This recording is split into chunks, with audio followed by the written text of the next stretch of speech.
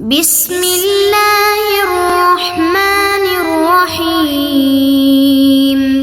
بسم اللہ الرحمن الرحیم الحمد للہ والصلاة علی اہلہا۔ عزیز طلبہ، السلام علیکم ورحمۃ اللہ وبرکاتہ۔ شرح الامہ اول کتاب الصلاۃ درس نمبر 82 میں نماز صحیح ہونے میں اسلام کی شرط پر گفتگو ہوگی۔ نماز صحیح ہونے کی شرائط میں سے ایک اسلام ہے۔ کفار کی عبادات صحیح نہیں ہیں۔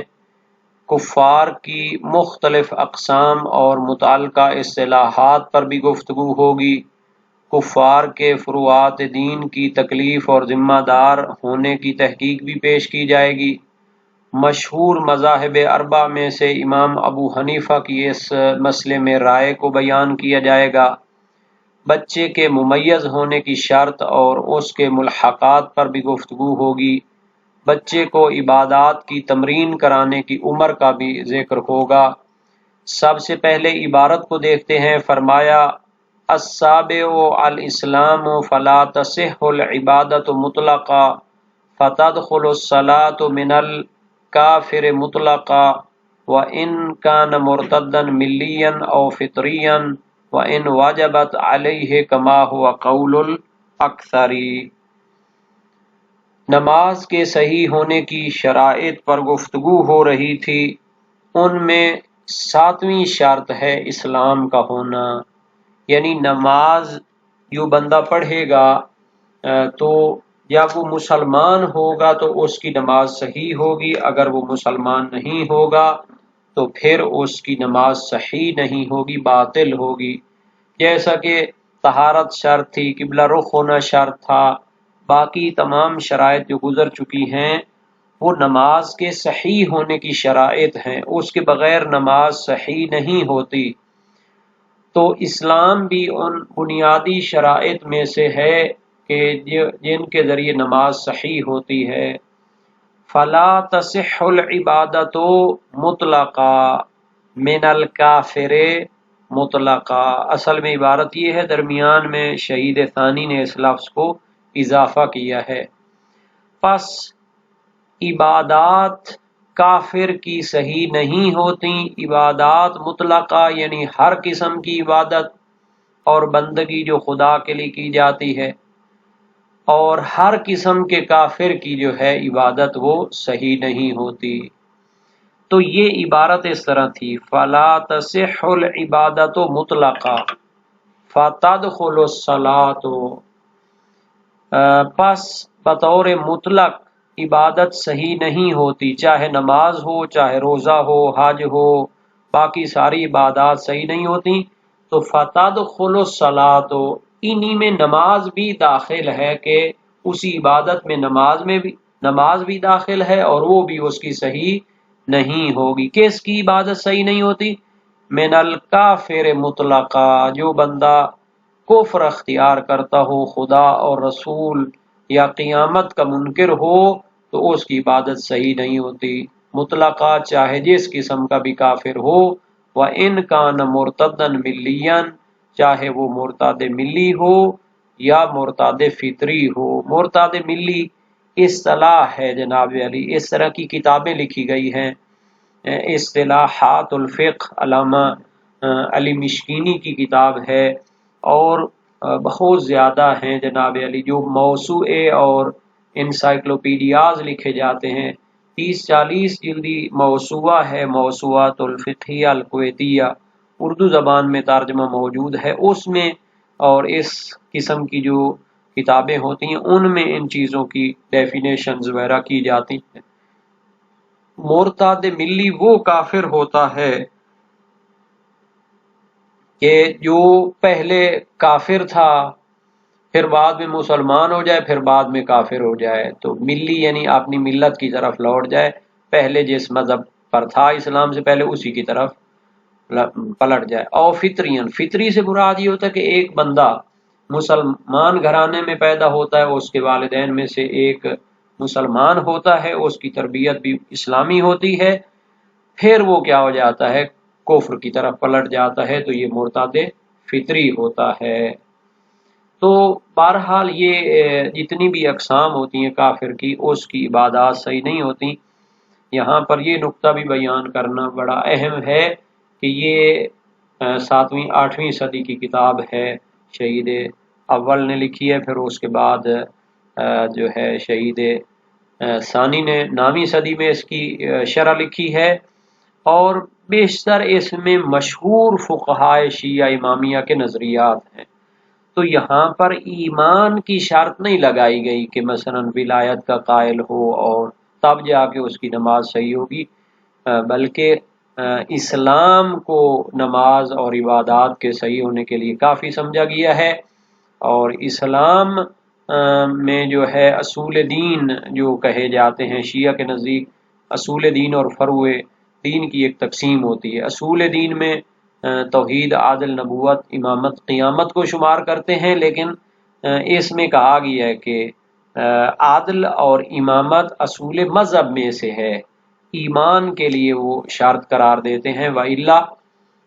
وہ اساسی جو ضروریات دین ہیں اور بنیادی عقائد ہیں وہ توحید، رسالت اور قیامت ہے۔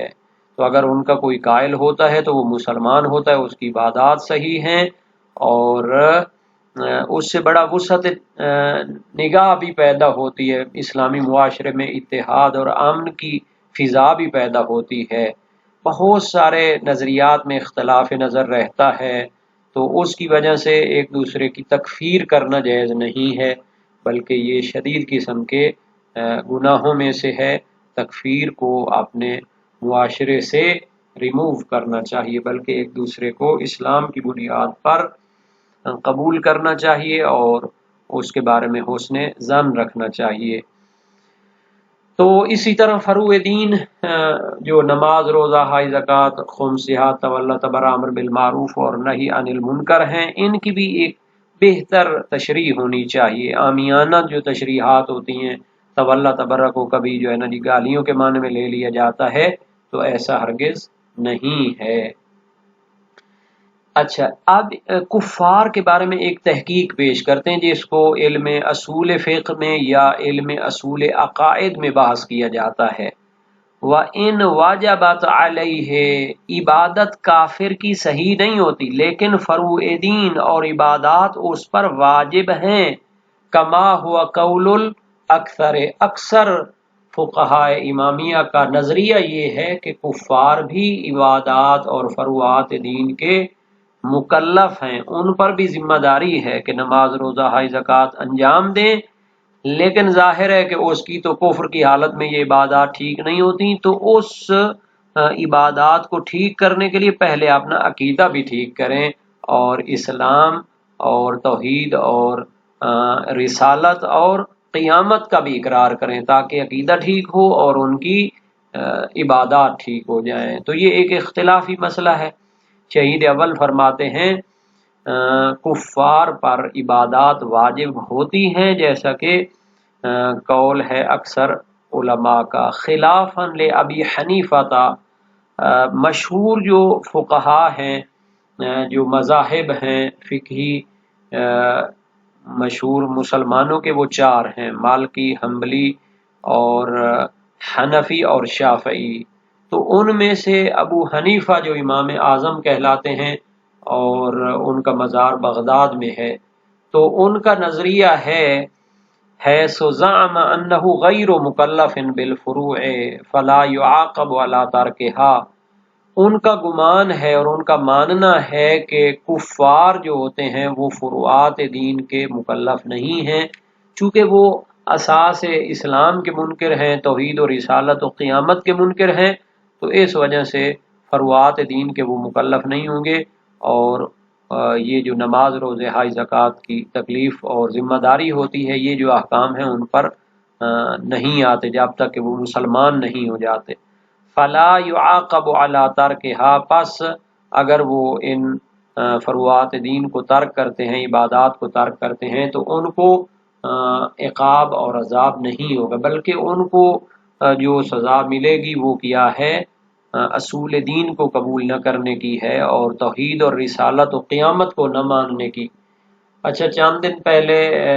علامہ سید خوئی علیہ رحمہ جو کہ بہت بڑے مرجع اور محقق فقیہ تھے، ان کا نظریہ بھی یہی ناقل ہو رہا تھا کہ وہ بھی اسی طرح نظریے کے قائل ہیں۔ وَتَحْقِيقُ الْمَسْأَلَةِ فِي الْأُصُولِ، اس مسئلے کی جو طولانی دلیلیں ہیں اور فریقین کے جنابی نظریات اور ان کی دلیلوں کی تحقیق ہے وہ علم اصول میں ہوگی، چاہے وہ علم اصول فقہ ہو، وہاں پر بھی اس کی تفصیل بیان کرتے ہیں، اور علم عقائد میں تو یقیناً اس پر بحث ہو جاتی ہے۔ وَالتَّمْيِيزُ بِأَنْ يَكُونَ لَهُ قُوَّةٌ يُمْكِنُهُ بِهَا مَعْرِفَةُ أَفْعَالِ الصَّلَاةِ لِيُمَيِّزَ الشَّرْطَ مِنَ الْفِعْلِ وَيَقْصِدَ بِسَبَبِهِ فعل العبادت۔ پہلی اس 7ویں جو شرط تھی اس میں سے پہلا یہ تھا کہ مسلمان بھی ہونا چاہیے، اور پھر اس میں تمیز بھی ہونی چاہیے، یعنی اتنی شعور اور اس میں عقل ہو، بِأَن يَكُونَ لَهُ قُوَّةٌ، اس میں ایسی قوت اور استعداد پائی جائے، يُمْكِنُهُ بِهَا مَعْرِفَةُ أَفْعَالِ الصَّلَاةِ، اس کے ذریعے وہ افعال صلات کی معرفت حاصل کر سکتا ہو، اس کے لیے ممکن ہو بہا، اس قوت کے ذریعے، معرفت و افعال صلات، نماز کے افعال کی معرفت کرنا اس کے لیے ممکن ہو، لیمیز الشرط من الفعل، تاکہ وہ افعال و ارکان و واجبات میں سے شرط کو تمیز دے سکے۔ شرط علیحدہ ایک چیز ہوتی ہے، افعال علیحدہ ہوتے ہیں، واجبات اور ارکان علیحدہ ہوتے ہیں، تو ان چیزوں میں اس کو کم از کم اتنا ہو کہ وہ تمیز دے سکے۔ مثلا ارکان جو بھولے چوکے سے بھی اگر زیادہ یا کم ہو جائے نماز باطل ہو جاتی ہے، واجبات، مستحبات، اب بعض ایسے مستحبات ہیں ان کو ہمیشہ انجام دیا جاتا ہے، لوگ اس کو واجب سمجھنے لگتے ہیں،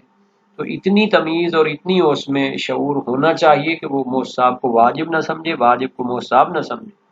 دعائے قنوت مستحب ہوتی ہے، ابھی آگے جو ہے نا جی نماز کے افعال پر گفتگو ہوگی تو وہاں پر یہ چیزیں بیان ہونے والی ہیں، اس میں وہ تمیز ہونی چاہیے تاکہ وہ شرط کو فعل سے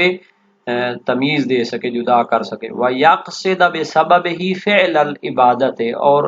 اس تمیز کے ذریعے عبادت کو انجام دینے کا قصد اور نیت کر سکے۔ اگر ایک بندے کو شعور ہی نہیں ہے، بالکل پاگل ہو یا مثلا بالکل چھوٹا بچہ ہو، تو اس کی عبادت پھر وہ شمار نہیں ہوگی۔ عبادت اور بندگی تب ہوتی ہے جب اس کو خدا کی معرفت حاصل ہو اور وہ اس کی خوشنودی اور تقرب کے لیے نماز پڑھے یا عبادت انجام دے۔ فلا تصح من المجنون والمغمى علیہ، پس نماز صحیح نہیں ہوگی مجنون اور پاگل کی، کیونکہ اس کو تو شعور ہی نہیں ہے، اور جو بے ہوش شخص ہے اس کی بھی عبادت پھر صحیح نہیں ہوگی، نماز اس کی صحیح نہیں ہوگی۔ والصبی غیر الممیز لافعالها بحیث لا یفرق بین ما هو شرط فیہا وغیر شرط، اور اس بچے کی نماز اور عبادت بھی صحیح نہیں ہوتی جو افعال نماز میں تمیز نہیں رکھتا، یعنی ان کو فرق نہیں کرتا، بحیث لا یفرق، اس طرح وہ ہوتا ہے کہ وہ فرق نہیں کرتا، بین ما ہوا شرط فیہا، جو چیزیں نماز میں شرط ہیں، وغیر شرط، اور جو چیزیں شرط نہیں ہیں، وہ سارے افعال کو ایک جیسا سمجھتا ہے، تو اس طرح بے شعور بچہ بھی اس کی عبادت صحیح نہیں ہوگی۔ وما هو واجب وغیر واجب، اور وہ فرق نہ کر سکتا ہو واجب اور غیر واجب کے درمیان، جو چیزیں واجب ہیں اور جو مستحب ہیں ان کے درمیان وہ تمیز نہ دے سکتا ہو، فرق نہ کر سکتا ہو، اذا نبہ علیہ، جب اسے بیان کیا جائے کہ یہ چیزیں واجب ہیں اور یہ چیزیں مستحب ہیں، تو اسے ان کا فرق سمجھ میں نہ آتا ہو۔ وَيُمَرَّنُ الصَّبِيُّ عَلَى الصَّلَاةِ لِسِتٍ، ایک علیحدہ مسئلہ بیان کرتے ہیں کہ بچہ جب 6 سال کا ہو جائے تو اسے تمرین کرانی چاہیے اور مشق کرانی چاہیے نماز کی، تاکہ اس کو نماز کی عادت ہو جائے اور اس کو سمجھنے لگے۔ وَفِي الْبَيَانِ لِسَبْعٍ، اور بیان جو شہید اول کی کتاب ہے اس میں ہے کہ 7 سال کا جب بچہ ہو تب اس کو تمرین شروع کرانی چاہیے نماز کی۔